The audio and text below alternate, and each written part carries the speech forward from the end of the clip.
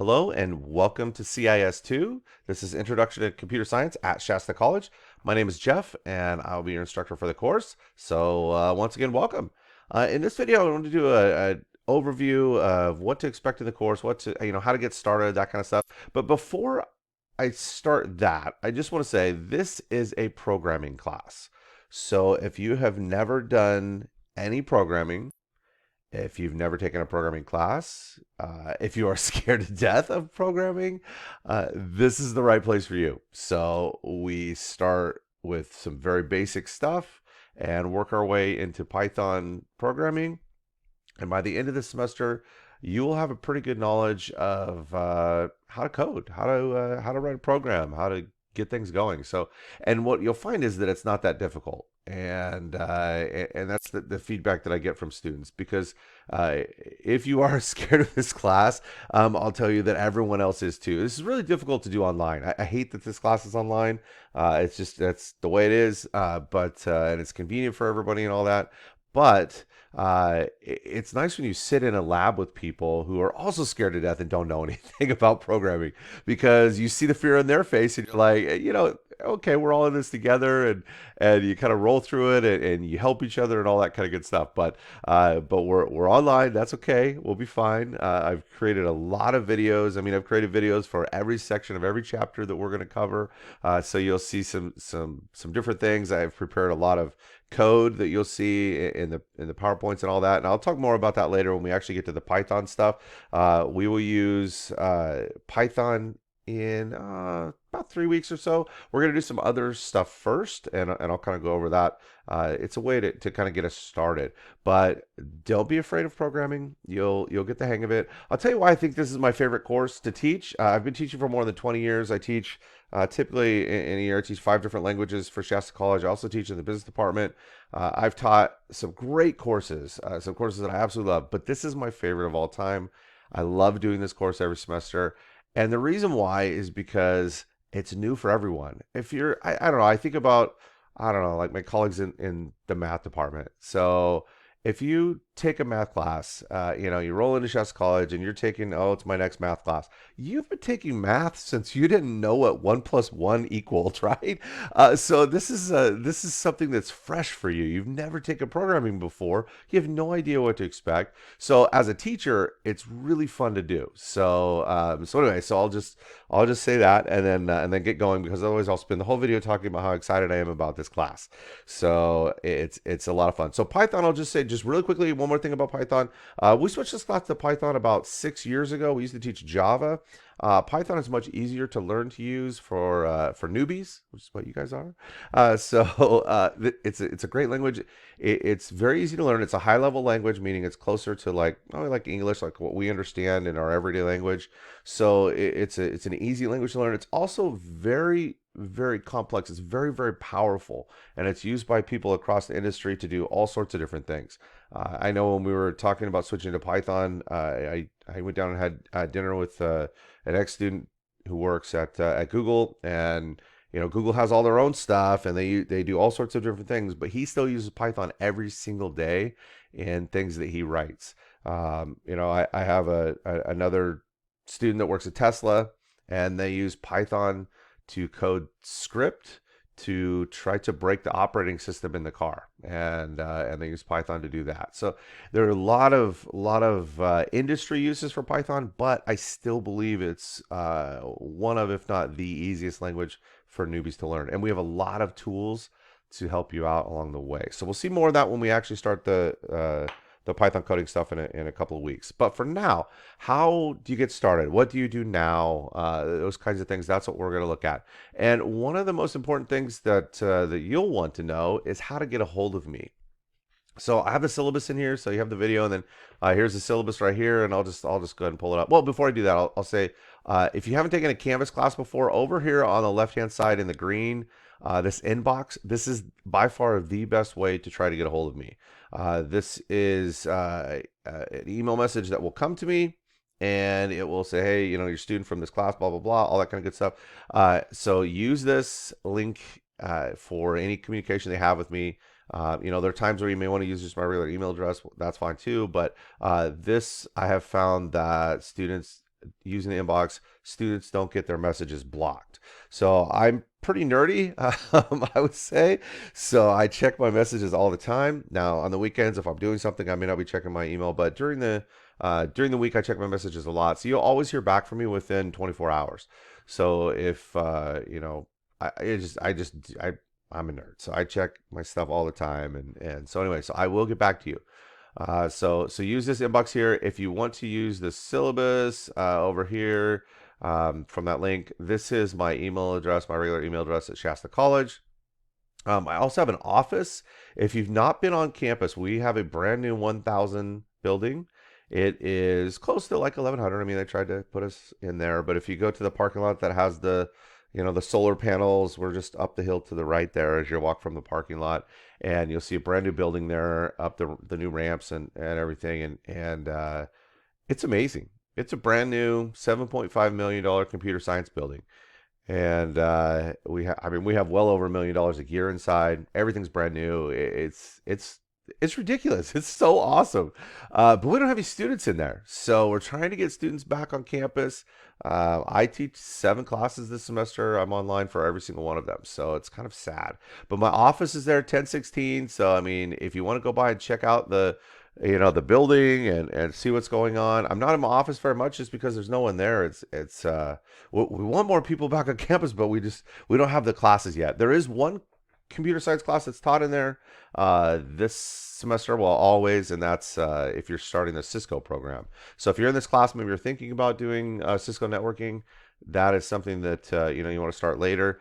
ZB does have the Cisco courses in there, and it's awesome. Like, it's all brand new Cisco gear, and it's an amazing facility. So if you get a chance, if you are on campus, swing by, check that building out, just do a walkthrough. It's awesome. So maybe we'll get you in an in-person class in the future. Okay, so but anyway, there's my email address to get a hold of me, and but use inbox over here through Canvas as your first resource to try and send me a message. Okay, so we got that. So what do you need to buy to get rolling? And that's where we are right here. Okay, so we use a site that is from Pearson. That's the publisher for the textbook that you're going to use. We use a site that they license with another company, and it's called My Programming Lab. So we use myprogramminglab.com, and we use an interface there to do some simple coding stuff, and you'll hear more about that later on. I have another video that actually I just finished yesterday to freshen it up, but the new video, and you'll see how to use My Programming Lab, what it means to you, why we use it, all that kind of stuff. So there's a walkthrough later on in about 3 weeks that you'll watch a video on that. But for now, just know you need a license for it. And the easiest way to do this is to go directly to myprogramminglab.com and buy your textbook and your MyLab license at the same time through this link. That's probably the easiest way. I think it's $97. You could also, I believe the bookstore sells a digital code through their Brightwave system that you can use, and then you'll have an access code and all that stuff. But this link goes just to a basic Word doc. That's this link right here. And here, I just put a Word doc together, put screenshots in here. I use the little red arrows to tell you what to do. So you see, go to myprogramminglab.com, click the student button over here. So there's my little arrow. Click the US and Canada, boom, boom, boom. And you'll see it just walks you right through. So you come to this part. And I know, yes, I got a little bit carried away with my red arrows when I was creating them. But, I mean, look how nice this is. Look, click this first. Click this second. That's good stuff, right? So anyway, so we have, while we're on this page right here, because this goes along and it'll walk you through step by step. But when it asks you this question, do you have an access code? You do not have an access code. So if you purchased a printed textbook that has a card, like a thick cardstock piece on the inside, like a real thick postcard that's sealed, that has an access code in it. But very rarely do I have people buy a brand new textbook that has, that's all shrink wrapped up and all that kind of good stuff with that in there. If you get a used textbook and on the inside cover there's a scratch off that has a code, that is not an access code for this. That is to unlock little videos from the author and that kind of stuff. You don't need that at all. So if the code's already been used and you have a used textbook, it doesn't matter at all. I have the links to absolutely everything from that code. I have it directly linked in Canvas in our course, so you don't need any of that stuff. So anyway, this access code you will buy. If you do have a PDF of the book, or you do have a used copy you got from somebody, and you only need to buy access for my programming lab, you also follow these steps and you'll get down to a point where it says, do you need to buy the e-text? And you can click no, and the cost drops down to $50. Okay, so you can do that and just get the MyLab access, and it just costs you $50. But for the extra 47, you're probably not going to find a used textbook for that. So that's why I say this is the best way to do it. You get the digital, the e-text of the book and the access code all in one piece. So I like that. And that's the best that I've seen as far as how you can buy it. This is a video that Pearson provided the publisher on how to do it. So how to purchase it, how to register, and so it's a little 5-minute video on doing that. This link just takes you right to my programming lab, and that's it. And then you will see a course ID in here for your course. I didn't publish it in this video, but you'll see this in your course when you log in. There'll be a code here. That is not your access code. When it asks you, do you have an access code? That's not it. That's after you get your access code. It probably be, I think they email it to you after you purchase. It may be on your screen when you finish the checkout. But anyway, you'll get that access code. You enter that access code. It's like a token. And so you enter that online, and then it's like, okay, now that you've purchased this, what is the course ID from your instructor? And that code that will be here in your Canvas course is the code that you use. Okay, so that's what you need to get started on. That's your number one thing, is to get that. We will start using that in 2 weeks ish. So 2 to 3 weeks. And so you want to make sure you get that, because once we start with the activities, you have hard and set due dates. So you want to make sure and get that done. And while I'm talking about due dates, you'll see in the syllabus, but I don't accept late work. I don't change dates. So don't email me about late work. Not exaggerating. I kept track last year. Between the fall and the spring semester last year, I had over 1,000 messages from students about accepting late work. I just don't. So if you if you miss something, your router goes down, whatever, don't send me a message. It's fine. Things happen. You'll still recover from the course. We have a lot of work in this course. Don't skip the assignments if you're like, oh, I was out of town on vacation for a week and I'm not doing anything, because things build in this class. So you'll need to know the concepts in our programming chapters before you can do the next chapter.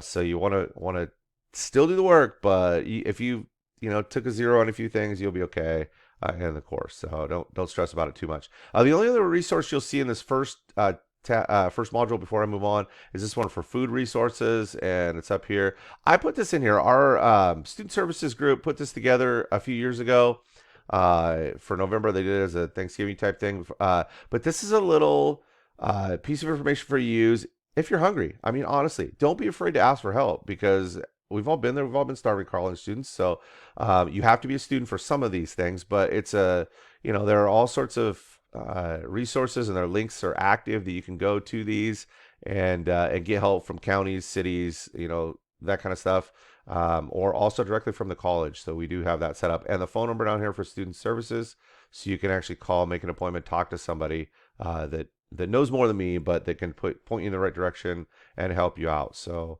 there are a lot of resources to help you get food. So anyway, so I'm throwing that. I always put that on all my classes. Just I don't want people to be hungry, and you should be able to get food. So anyway, so there's that. All right, so let's talk very quickly about what you're doing first. Your very first thing is you're getting the book. So visit the bookstore. They should have the right wave code in there for you to be able to get this stuff to work. And then our first unit, the very first thing that we're going to start doing is something called Scratch. Now, some of you may have done this, in school, working your way up to this, but we found that a lot of people haven't. So this is a great start. It's meant for, younger age students to start learning how to code. And I just think it's a good way for us to start. And it's a lot of fun, honestly. So you build little games and all sorts of stuff. So the way this is set up, while I'm thinking about it, by the way, before I start on that, you notice this little arrow over here. If you're new to Canvas, this will let you collapse and expand this particular module.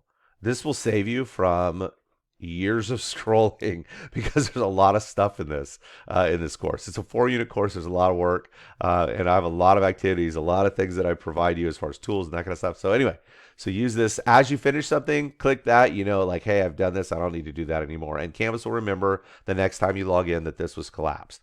Okay. So anyway, so in this video, you'll see an instructor video. So I'm not going to talk too much about it right now.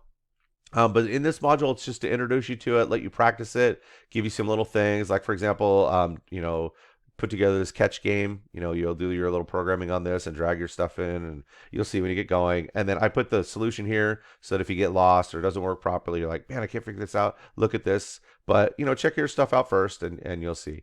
Okay. And then this is the assignment that you'll do. This is your first thing that you'll have, your due date.